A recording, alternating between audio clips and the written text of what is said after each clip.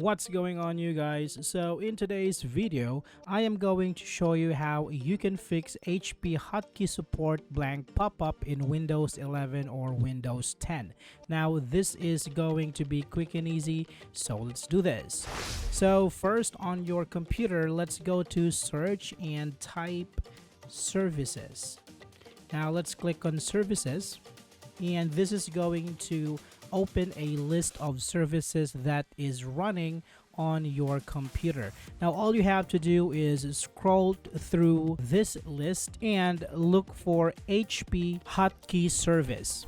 Now once you found it, you can double click. This will open up the properties menu, and from here click on startup type and select disabled.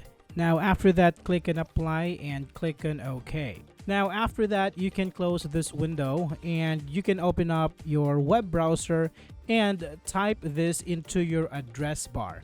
Alright, so I am just going to copy this one and paste this in here and press enter, and it is going to download the software. So once it's done downloading, you can go ahead and click on this one, and in here you can click on next and click on I accept.